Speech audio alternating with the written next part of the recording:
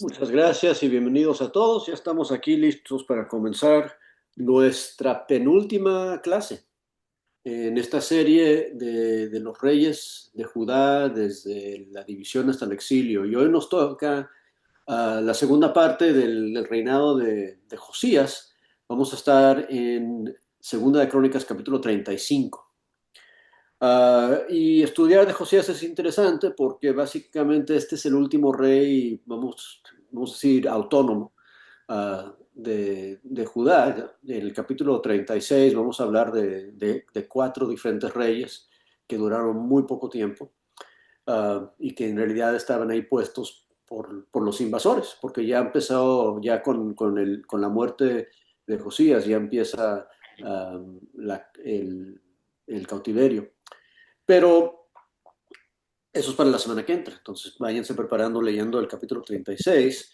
Pero hoy nos toca el 35 y en el 34, se acordarán de la semana pasada, introducimos el reinado de Josías y lo más importante durante el reinado de Josías fue que él, en su esfuerzo de restaurar y limpiar el templo, pues encontraron el libro de la ley que había estado perdido y, y- y lo leyeron en su presencia y él se arrepintió y se acercó a Dios y después mandó a leer y invitó a todo el pueblo a que se leyera en la presencia de ellos para que ellos también tuvieran la oportunidad de ser afectados de la misma forma por la palabra de Dios. Y efectivamente el pueblo se comprometió a seguir a Dios y vimos mucho del buen liderazgo de este hombre que empezó a reinar muy joven, a los 8 años, y empezó a hacer cosas importantes también muy joven uh, y con buenos resultados.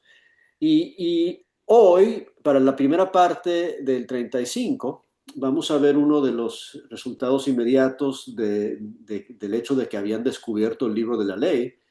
Lo que deciden hacer y lo que él decide hacer es celebrar la Pascua. Y vimos algo muy parecido con Ezequías, um, pero cuando Ezequías celebra la Pascua, dice que no se había celebrado tal Pascua desde los días de Salomón, pero aquí, cuando esta Pascua dice desde los días de los de cuando estaban en la tierra prometida inicialmente. Entonces vamos a ver cómo es este evento. Vamos a leer para empezar el versículo 1 hasta el 19. ¿Ok? Esa va a ser la lectura para la primera parte de nuestro estudio hoy. Segunda de Crónicas 35 del 1 al 19. Y si alguien me ayuda con la lectura, por favor. Yo, Ujú. dice así: Josías celebró la Pascua a Jehová en Jerusalén, y sacrificaron la Pascua a los 14 días del mes primero. Puso también a los sacerdotes en sus oficios y los confirmó en el ministerio de casa y los confirmó en el ministerio de la casa, perdón, de Jehová. Y dijo a los levitas que enseñaban a todo Israel y que estaban dedicados a Jehová: Poned el arca santa en la casa que edificó Salomón, hijo de David, rey de Israel, para que no la carguéis más sobre los hombros. Ahora servid a Jehová vuestro Dios y a su pueblo Israel. Preparaos según las familias de vuestros padres por vuestros turnos, como lo ordenaron David, rey de Israel, y Salomón su hijo. Estad en el santuario según la distribución de las familias de vuestros hermanos, los hijos del pueblo, y según la distribución de la familia de los levitas. Sacrificad luego la Pascua, y después de santificaros, preparad a vuestros hermanos para que hagan conforme a la palabra de Jehová dada por medio de Moisés. Y dio el rey Josías a los del pueblo ovejas, corderos y cabritos de los rebaños en número de 30,000 y 3,000 bueyes, todo para la Pascua, para todos los que se hallaron presentes, esto de la hacienda del rey. También sus príncipes dieron con liberalidad al pueblo y a los sacerdotes y levitas. Hilcías, Zacarías y Jehiel, oficiales de la casa de Dios, dieron a los sacerdotes para celebrar la Pascua 2,600 ovejas y 300 bueyes. Asimismo, Conanías y Semaías y Natanael Sus hermanos, Yesabías, Jehiel y Josabad, jefe de los levitas, dieron a los levitas para los sacrificios de la Pascua 5.000 ovejas y 500 bueyes. Preparado así el servicio, los sacerdotes se colocaron en sus puestos y asimismo los levitas en sus turnos, conforme al mandamiento del rey, y sacrificaron la Pascua. Y esparcían los sacerdotes la sangre recibida de mano de los levitas, y los levitas desollaban las víctimas. Tomaron luego del holocausto para dar conforme a los repartimientos de las familias del pueblo, a fin de que ofreciesen a Jehová según está escrito en el libro de Moisés, y asimismo tomaron de los bueyes. Y asaron la Pascua al fuego conforme a la ordenanza, mas lo que había sido santificado lo cocieron en ollas, en calderos y sartenes, y lo repartieron rápidamente a todo el pueblo. Después prepararon para ellos mismos y para los sacerdotes, porque los sacerdotes, hijos de Aarón, estuvieron ocupados hasta la noche en el sacrificio de los holocaustos y de las grosuras. Por tanto, los levitas prepararon para ellos mismos y para los sacerdotes, hijos de Aarón. Asimismo, los cantores, hijos de Asaf, estaban en su puesto conforme al mandamiento de David, de Asaf y de Emán y de Jedutum, vidente del rey. También los porteros estaban en cada puerta, y no era necesario que se apartasen de su ministerio, porque sus hermanos los levitas preparaban para ellos. Así fue preparado todo el servicio de Jehová en aquel día, para celebrar la Pascua y para sacrificar los holocaustos sobre el altar de Jehová, conforme al mandamiento del rey Josías. Y los hijos de Israel, que estaban allí, celebraron la Pascua en aquel tiempo y la fiesta solemne de los panes sin levadura por 7 días. Nunca fue celebrada una Pascua como esta en Israel desde los días de Samuel el profeta, ni ningún rey de Israel celebró Pascua tal como la celebró el rey Josías, con los sacerdotes y levitas, y todo Judá e Israel, los que se hallaron allí, juntamente con los moradores de Jerusalén. Esta Pascua fue celebrada en el año 18 del rey Josías. Wow. Ok, gracias, Carla. Bueno, entonces ahí vemos algunas cosas bien importantes y como dice al final, desde los días de Samuel, y que ningún rey celebró la Pascua como él lo hizo. Um, y la razón es que él consiguió el libro de la ley y ya por fin tenía las instrucciones de cómo hacerlo como Dios había mandado. Pero algo interesante que vamos a ver, bueno, primeramente si nos vamos ahí al principio, me llama la atención el versículo 2 y un contraste entre Josías y Usías. ¿Se acuerdan? Usías se metió en problemas porque él entró al templo y quiso sacrificar y quiso tomar el puesto de un sacerdote.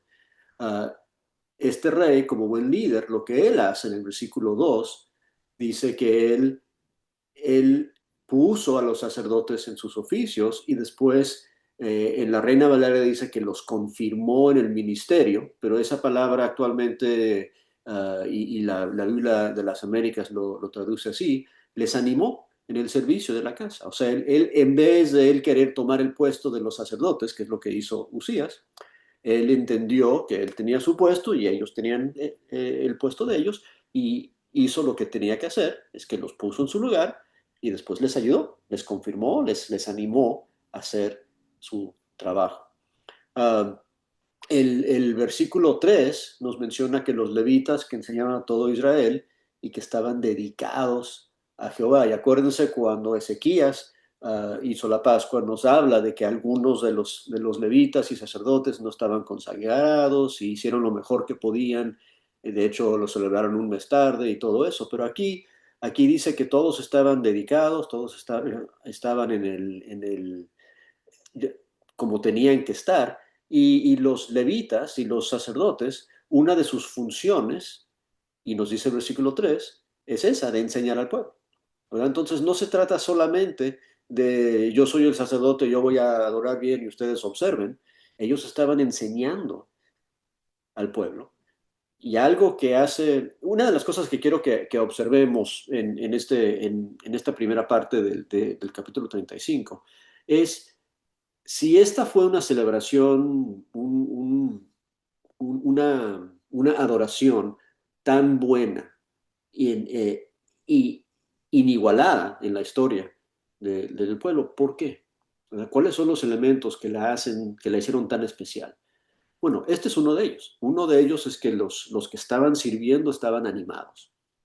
¿Okay? Versículo 2. Otra es que los que estaban participando habían sido enseñados.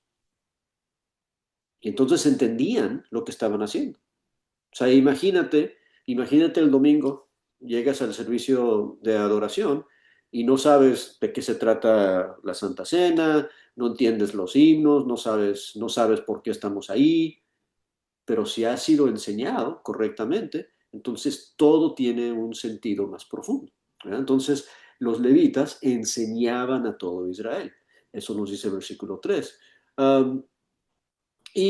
Otra cosa que nos menciona el versículo 3 es que recibieron instrucciones de poner el arca en la casa que edificó Salomón, hijo de David. Y quizás nos haga preguntar eso. ¿No se supone que ahí debería de haber estado? ¿Verdad? Se supone que el arca era un mueble dentro del templo. Bueno, por alguna razón, con todo lo que habían hecho hasta ahorita, habían sacado el arca y quién sabe dónde estaba. Y una de las cosas que mandó a hacer Josías es meter el arca otra vez a donde tenía que estar. Entonces, poniendo las cosas en orden, acomodando las cosas como tienen que ser. Uh, y después llegamos al versículo 4 y 5. Y aquí vamos a ver algo que, de hecho, para mí es uno de los puntos más importantes de esta lectura que acabamos de hacer. El 4 dice, preparaos según las familias de vuestros padres por vuestros turnos, como lo ordenaron David, rey de Israel, y Salomón, tu hijo. Estad en el santuario según la distribución de las familias y vuestros hermanos, los hijos del pueblo, y según la distribución de la familia de los levitas.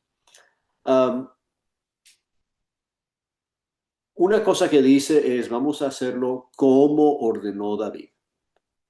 Y en todo lo que están haciendo, lo están haciendo de acuerdo a instrucciones escritas que tienen.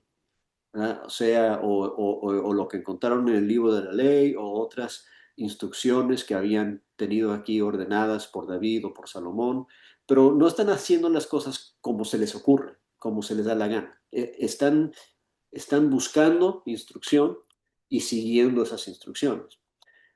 Pero quizás lo más importante para mí, y lo que quiero que nos enfoquemos ahorita, es la palabra con la cual comienza el versículo 4. Y esa es la palabra preparaos. Preparaos. La vemos otra vez en el versículo 6, por ejemplo. Sacrificad luego la Pascua y después de sacrificados, preparad a vuestros hermanos. Y esa palabra preparar, aparece en este capítulo 8 veces. 8 veces. Y cuando pensamos en lo que hace adoración que vale, que es significativa, que es profunda, lo que aprendemos de esto es que requiere preparación. Y requiere preparación en muchos sentidos. ¿Okay? Más abajo habla de cómo prepararon los sacrificios. Y después habla de cómo prepararon los alimentos para los que iban a estar sirviendo, para que no tuvieran que dejar de servir para preparar su propia comida. O sea, están pensando en todos los detalles necesarios para que el evento como tal, de la celebración de la Pascua, tenga todo lo necesario y toda la gente esté preparada y todos los artículos estén preparados y todos los sacrificios estén preparados y el lugar esté preparado. Todo tiene que ser preparado. Y la razón que eso es tan interesante es que cuando pensamos en, en nuestros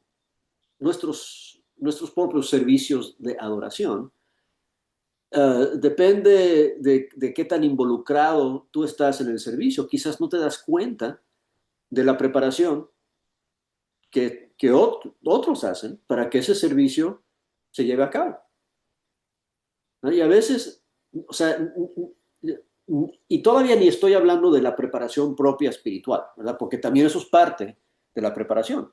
Pero, por ejemplo, el que va a dirigir los himnos tiene que seleccionar los himnos y buscar las diapositivas o buscar los números en el himnario, y el que va a predicar tiene que preparar su sermón, y quien va a servir la cena o la va a distribuir, quien tiene que asegurarse que hay pan y hay jugo de uva o lo que sea, ¿verdad? Toda esa preparación se tiene que hacer. O sea, no llegamos el domingo al lugar de reunión y, y todo mágicamente apareció. O sea, ¿quién puso las sillas? ¿Quién prendió las luces? ¿Quién acomodó todo que se va a hacer?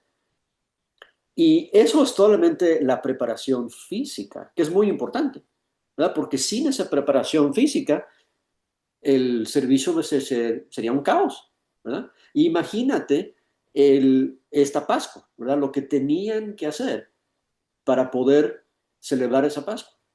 Pues hablando de los panes sin levadura y comerse el carnero como lo tenían que asar de cierta forma, todo eso se tiene que pensar y planificar antes. Pero además de eso, estamos hablando también de la preparación personal y espiritual de cada uno, ¿verdad? Me hace pensar en pasajes como Hebreos 11, que habla de que debemos de considerar cómo nos vamos a animar al amor y a las buenas obras cuando nos reunimos. Y ese considerar es algo que se hace cuando uno se está preparando para reunirse con los hermanos. Es parte de la preparación. O sea, si entre hoy y ayer y mañana no estoy pensando en cómo voy a animar a mis hermanos el domingo que los veo, lo más seguro es que no los voy a animar si no me preparo ya desde hoy para ir haciéndolo. Entonces, tengo que estar preparado para servir, tengo que estar preparado para llegar y adorar. Y esto es un concepto que es importantísimo en toda la Biblia. ¿Okay? De hecho, cuando primero, sí, cuando estaban en el desierto, ¿se acuerdan? Y Dios les da los mandamientos, ¿verdad? Y uno de ellos es guardar el sábado, y después necesitan comida y les da el maná del desierto. ¿Se acuerdan que les dice que Él no quiere que estén recogiendo el maná el sábado, porque el sábado es cuando se tiene que dedicar a adorar a Dios? Entonces Él les dice, recoge doble el viernes. Y en hecho, el viernes llegó siendo el día que se preparaban para adorar el sábado. Y parte de esa preparación es hacer el trabajo que no les iba, que no podían hacer el sábado, hacerlo el viernes para estar listo el sábado para adorar. ¿Okay? Y en el Nuevo Testamento, de hecho, cuando se habla de la Pascua, se habla de un día de preparación. Cuando llegamos al Nuevo Testamento, ya le habían puesto un nombre, el día de preparación. Y el día de preparación era el día antes de un sábado solemne, ¿verdad? Donde se preparaban para la fiesta que venía. Y era una fiesta. O sea, si lo pensamos así, ¿verdad? Si tú vas a tener una fiesta, ¿a poco no te preparas? O sea, compras los refrescos y el hielo y la comida y el carbón, si vas a hacer carne y haces la lista de invitados. O sea, todo lo que tienes que hacer lo preparas de antemano. No simplemente llegas ahí para ver qué pasa. Te preparas. Te preparas para que la fiesta sea una fiesta ordenada y todo esté listo cuando llegue el día de la fiesta. Pues un servicio de adoración es una fiesta al Señor, y tenemos que prepararnos para hacerlo. Y me encanta que hay tanto énfasis en esta Pascua con la palabra preparación. Y si no me creen, cuéntenlo, leen el capítulo otra vez. 8 veces habla de preparar y preparar y preparar y preparar. Versículo 16, así fue preparado todo, dice el versículo 16. Um, y cuando está todo preparado, cuando está todo listo, entonces no tienes que pausar y pensar qué es lo que falta, qué es lo que se necesita. ¿Verdad? Por ejemplo, en el versículo 15, dice: asimismo, los cantores, hijos de Asaf, estaban en su puesto, conforme al mandamiento de David, y también los porteros estaban cada uno en su puerta y no era necesario que se apartasen de su ministerio porque sus hermanos, los levitas, preparaban para ellos. O sea, ellos tenían un trabajo que tenían que hacer, tenían una función que tenían que cumplir, y si tenían que dejar de hacer eso para ir a agarrar su comida o lo que sea, iban a descuidar de su oficio. Y entonces también eso fue parte de la preparación. No era necesario que se apartasen de su ministerio porque sus hermanos habían preparado para ellos. Y entonces lo que hace esta fiesta de Pascua tan, tan excepcional es el versículo 16, que se prepararon bien para hacer. Y si tú quieres que cada vez que adoras a Dios, que salga como tiene que salir, pues prepárate.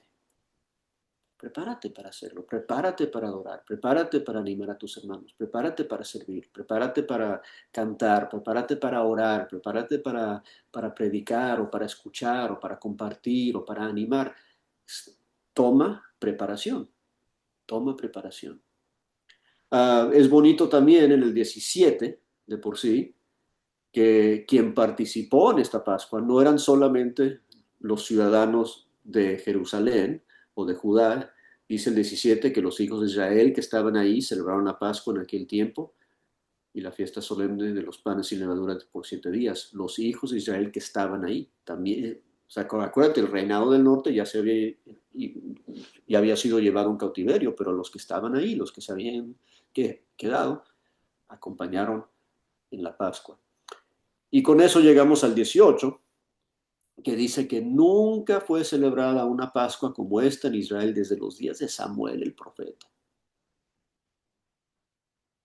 ¿Okay? Antes de que hubiese un rey. Y después dice que ningún rey de Israel celebró la Pascua tal como la que celebró el rey Osías, con los sacerdotes y los levitas y con todo Judá e Israel y los que se hallaron ahí juntamente con los moradores de Jerusalén. Y esto fue en el año 18. Josías tenía 26 años cuando organizó todo esto, ¿verdad? Y otra vez, recordemos, versículo 2, él animó a los sacerdotes, los puso en su lugar y les dijo, vamos a prepararnos bien, vamos a hacer esto bien, y les animó y también suplió lo que se necesitaba, ¿verdad? ¿Quién dio los animales para ser sacrificados? Él, y animó al pueblo a hacer lo mismo. ¿Okay? Todos estaban participando en suplir las necesidades para estar listos para la celebración. ¿Ok? Preguntas, comentarios, observaciones acerca de la Pascua y de cómo mejor prepararnos para adorar a Dios.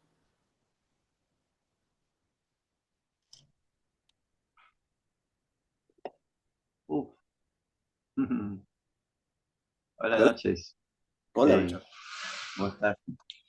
Pues, mire, la celebración de la Pascua era a todo dar, ¿no? A todo apoteósico, ¿no? Porque hacía tiempo que no se celebraba, ¿no? Y con respecto a la organización, uno desde que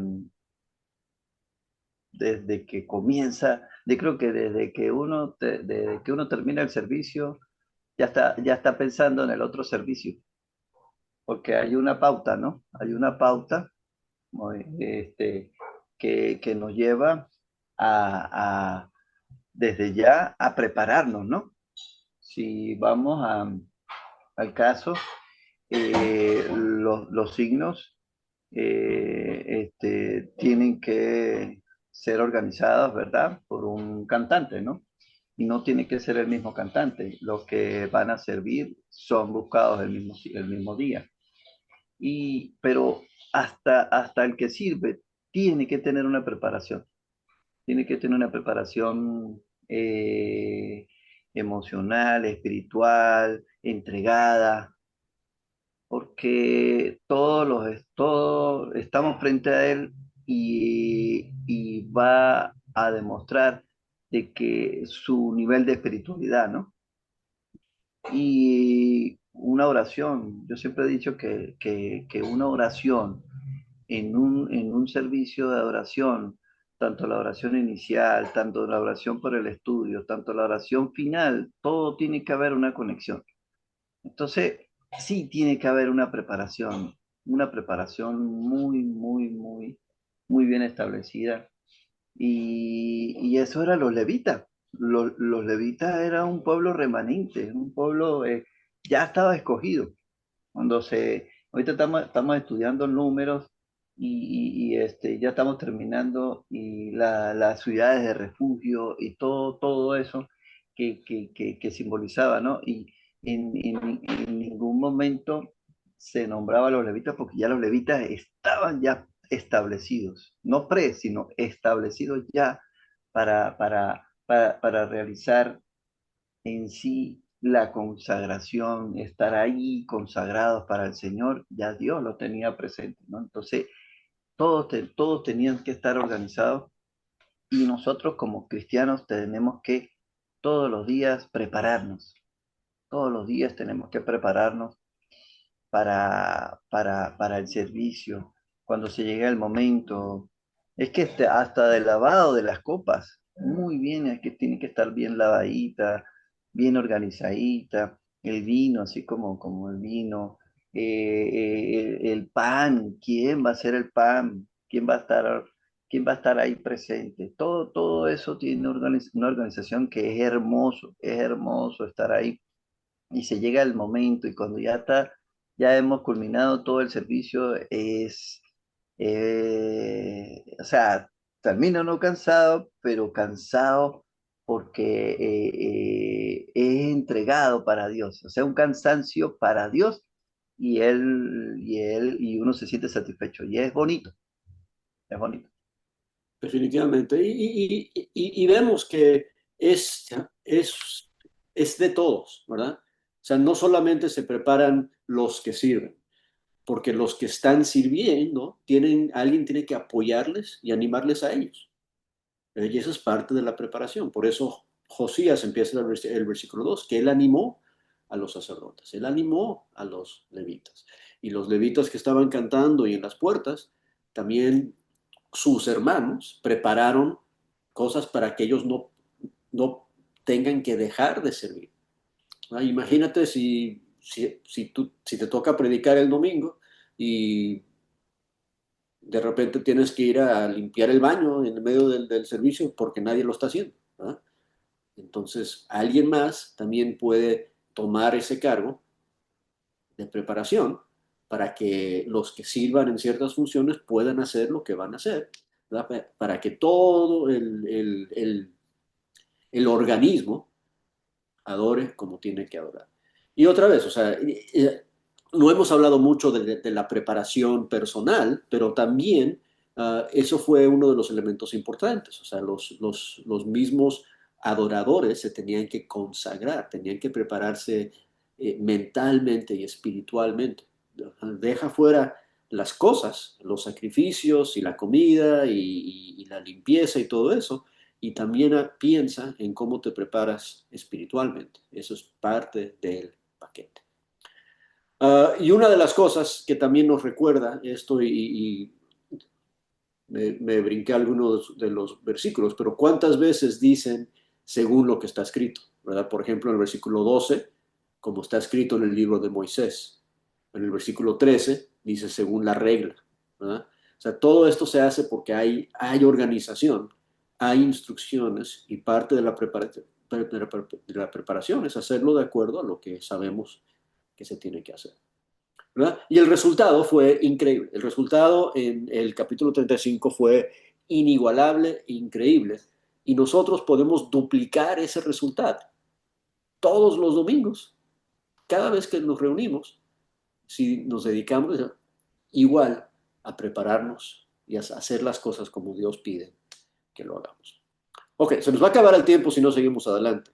La siguiente sección, ahora sí nos toca hablar un poco algo negativo de Josías y me gustaría tener un rey que no hay nada negativo de él, pero hasta Josías, como cualquiera de estos otros reyes, tuvo sus sus fallas.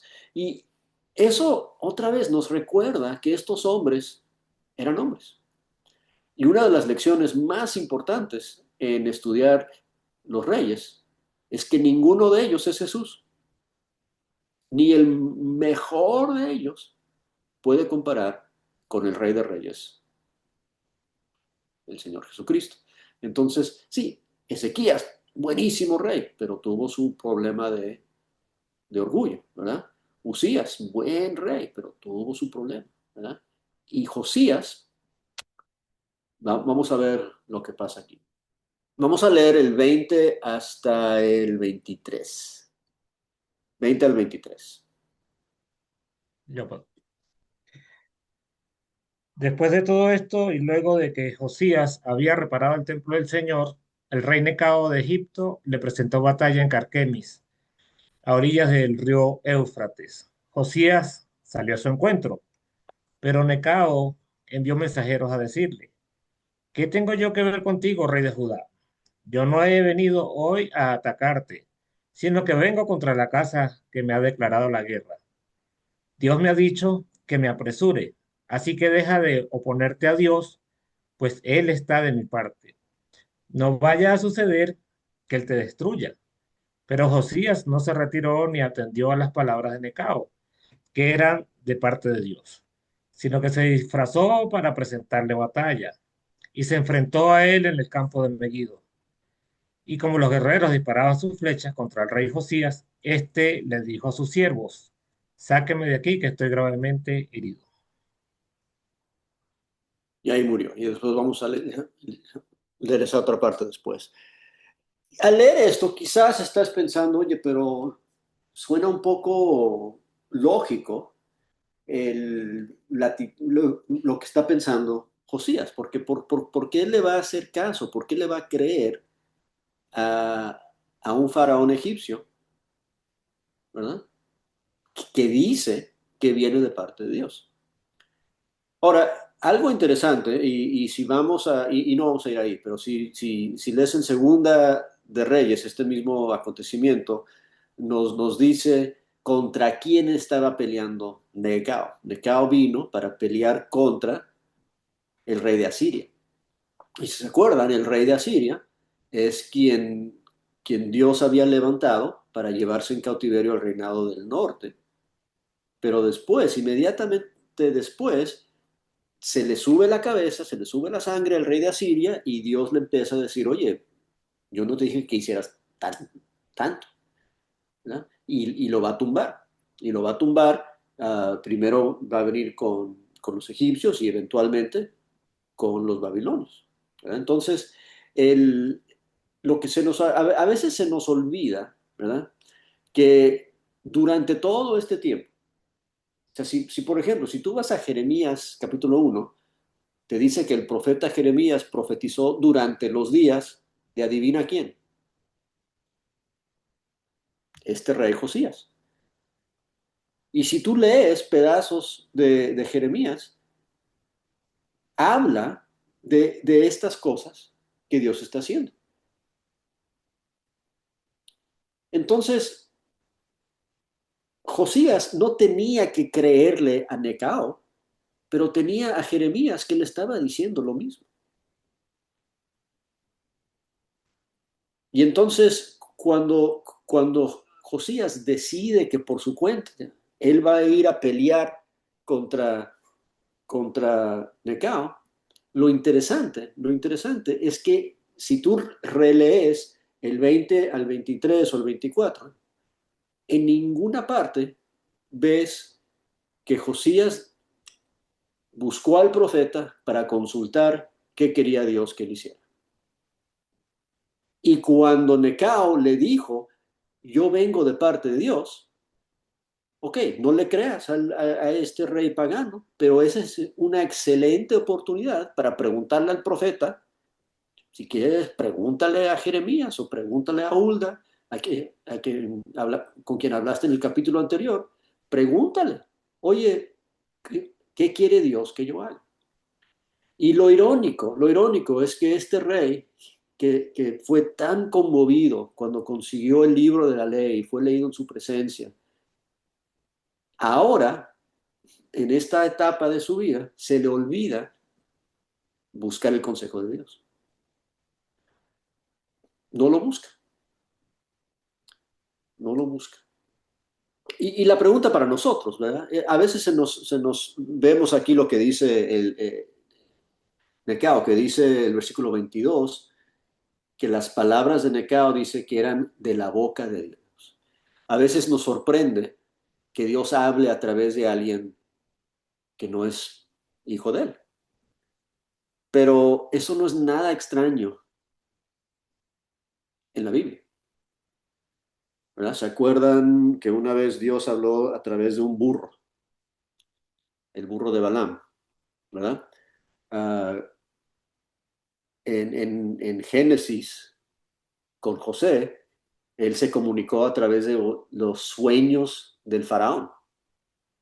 En el libro de Daniel, ven una mano escribiendo en la pared. Al final de este libro y a principios de Esdras, leemos que Dios se comunica a través de Ciro, el rey de Persia.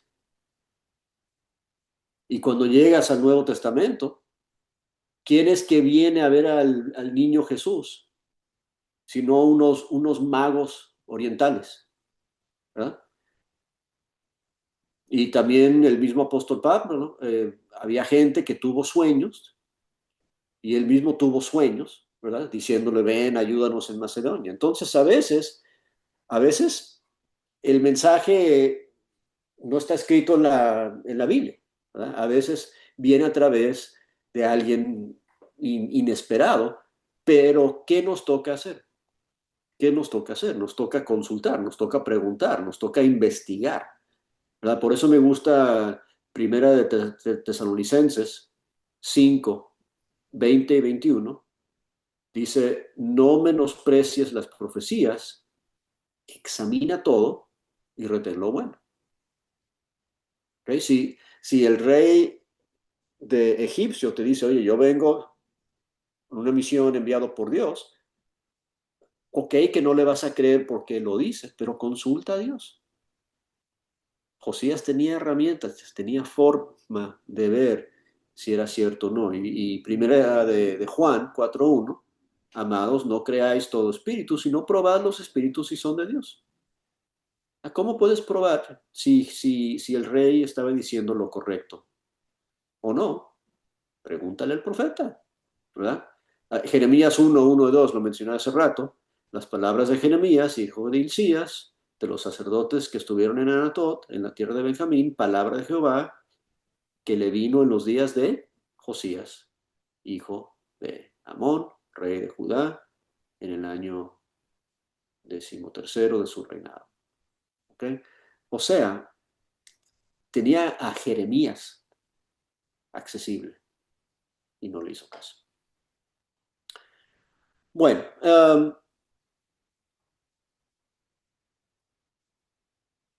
también Sofonías también profetizó durante estos días, también. Entonces, si no le quieres escuchar a Jeremías, escúchale a Sofonías, que también dice en el Sofonías 1:1 que profetizó en los días de Josías. Bueno, y de hecho, Sofonías habla directamente.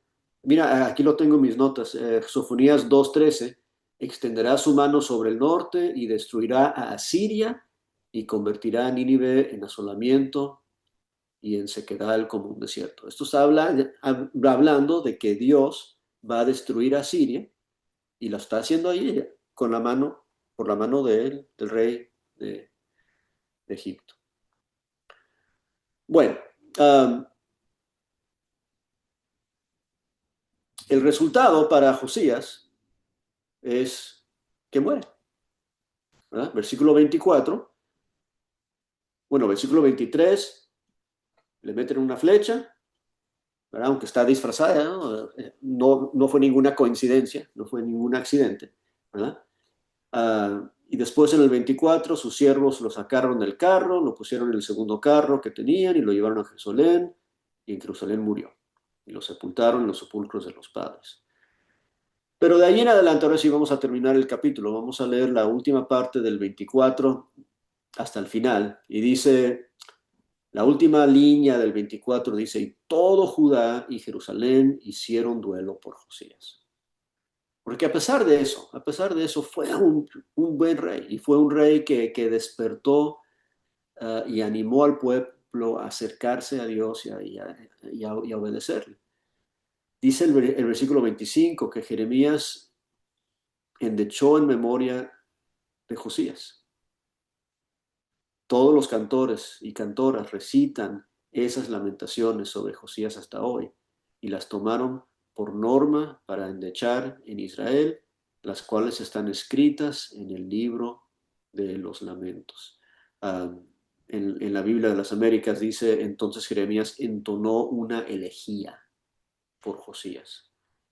¿Okay? Versículo 26, los demás hechos de Josías y sus obras piadosas conforme a lo que está escrito en la ley de Jehová. Y otra vez, las obras piadosas, ¿por qué son piadosas? Porque son conforme a lo que está escrito en la ley. ¿Verdad? Y este rey se interesó por buscar la palabra de Dios y obedecerla. Dice sus hechos primeros y postreros, aquí están escritos en el libro de los reyes de Israel y de Judá. Entonces vemos que cuando murió, el pueblo se puso en luto. El mismo profeta Jeremías escribió una elegía. Juntos lamentaron la muerte de Josías con el pueblo. Uh, y sus buenas obras son buenas obras porque son de acuerdo con la ley de Jehová. Y la pregunta que nos queda, entonces, ¿qué define una obra piadosa? ¿Qué define una buena obra?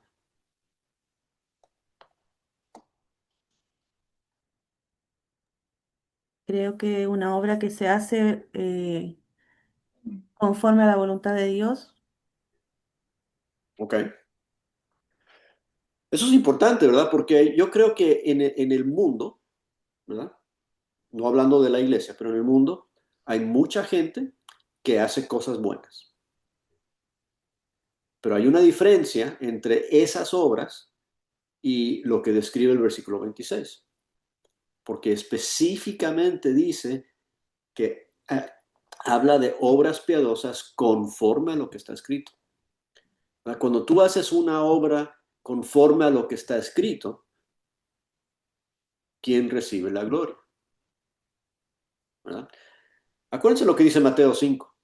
¿Verdad? Mateo 5 en el Sermón del Monte, cuando Jesús está enseñando, lo hemos citado muchas veces, dice, así alumbre, versículo 16, Mateo 5, 16, así alumbre vuestra luz delante de los hombres, para que vean vuestras buenas obras.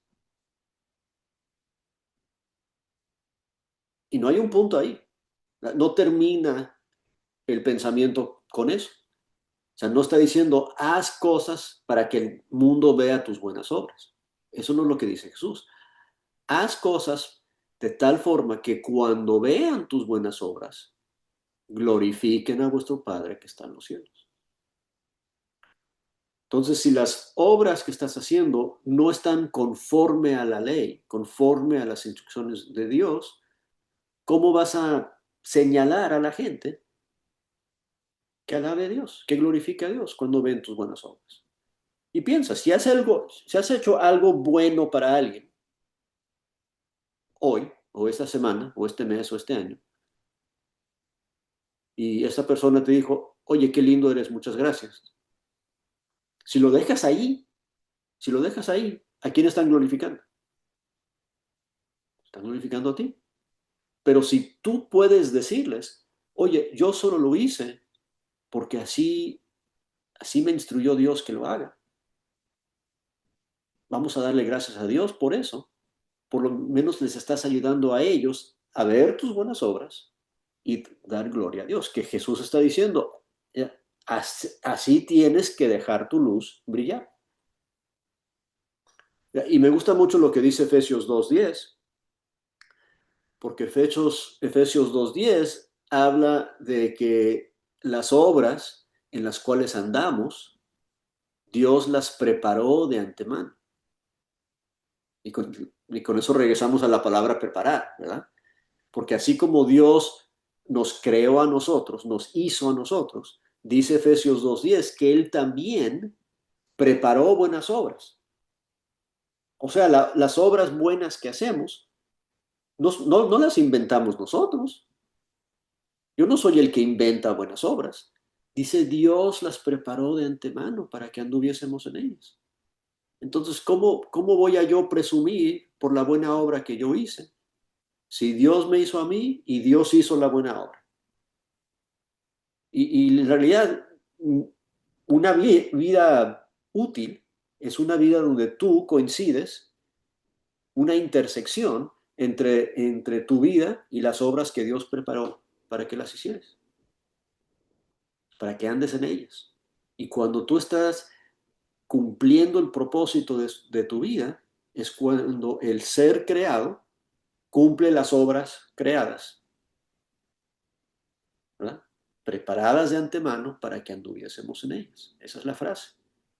Entonces, otra vez, cuando Josías es descrito como un rey que hizo buenas obras conforme a la palabra de Dios, nosotros también podemos tener esa misma descripción para nuestras vidas. Si nos preocupamos de consultar a Dios y hacer lo que Él nos dice que hagamos. Y así podemos señalar a la gente, mira lo que estoy haciendo, no lo estoy haciendo porque soy bueno, lo estoy haciendo porque Dios es bueno. Lo estoy haciendo porque Dios me dio el cómo hacerlo. Él me dio lo que necesito para hacerlo. Porque Dios también prepara. Dios también prepara. Bueno, ya se nos acabó el tiempo, pero tenemos que 3 minutitos más. Si alguien tiene observaciones, comentarios, preguntas acerca de Josías y la preparación. Yo digo que nosotros desde muy temprano debemos de dejárselo todo a Dios y dejar que Él nos guíe, ¿verdad? Para toda buena obra, para todo buen servicio y ser y tener los ojos de Jesús, ¿verdad? ¿Quién era Jesús ante el pueblo? Y así tenemos que ser, debemos de ser nosotros también como de verdaderos hijos de Dios y de verdad un remanente de Dios, ¿verdad? Amén. Estaba leyendo el de Efesios 2 del 22 y el 23 que dice, y sometió todas las cosas bajo sus pies, y lo dio por cabeza sobre todas las cosas a la iglesia, la cual es su cuerpo, la plenitud de aquel que todo lo llena en todo.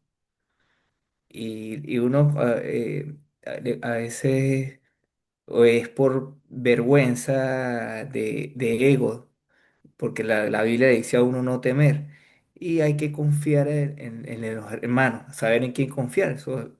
Para eso se ora, se le pide sabiduría a Dios.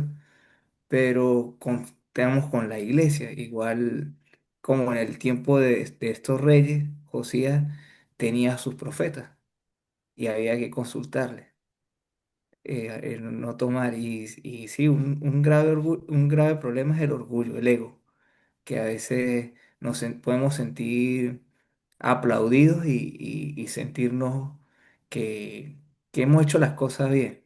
Y es gracias a Dios. Claro, y otra vez, o sea, regresando a Josías, sabía cómo hacerlo, ¿verdad? Sabía cómo hacerlo, porque cuando él consiguió el libro de la ley, él mandó a consultar a un profeta en el capítulo 34.